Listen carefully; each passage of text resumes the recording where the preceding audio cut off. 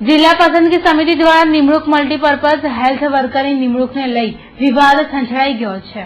તાજેતરમાં જિલ્લા પંચાયત પસંદગી સમિતિ દ્વારા તલાટી, ક્લાર્ક અને મલ્ટીપર્પઝ હેલ્થ વર્કરની નિમણૂક સાથે નિમણૂક પત્રો આપવામાં આવ્યા હતા. જેમાં સંખેડા તાલુકાના બાદલપુર ગામના કલ્પેશવાળાને પણ મલ્ટીપર્પઝ હેલ્થ વર્કરનો નિમણૂક પત્ર આપવામાં આવ્યો હતો. દરમિયાન આરોગ્ય વિભાગે કલ્પેશવાળાને તેમની પસંદગી થઈ ન હોવાનું જણાવતા વિવાદ થયો હતો. આ અંગે કલ્પેશવાળાને જિલ્લા કલેક્ટર કચેરી ખાતે રજૂઆત કરી ભ્રષ્ટાચારના આક્ષેપો કર્યા છે. જિલ્લા પંચાયત પસંદગી સેવા મંડળ દ્વારા મારું નામ સિલેક્શનમાં આવ્યું, મેરિટમાં આવ્યું અને મને ઓર્ડર લેવા માટે તારીખ 11 તારીખે કોઈ નેતાના હાથે ઓર્ડર આપવાના હતા. એ માટે 2 વાર ફોન આવ્યા અને RPAD પણ આવી અને મને ઓર્ડર આપવામાં આવ્યો નથી.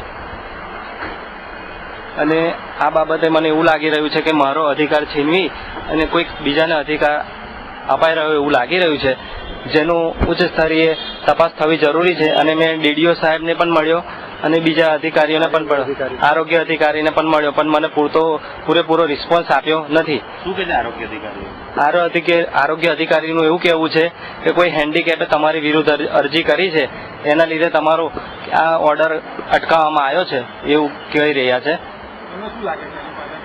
એની પાછળ કોઈ ખાયકી થઈ રહી હોય એવું લાગી રહ્યું છે મને. અત્યારે મેં કલેક્ટર સાહેબની ઓફિસે મેં રજૂઆત કરવા અહીં આગળ આવ્યો છું કે જેથી મને કોઈ એના વિશે હકારાત્મક નિર્ણય મળે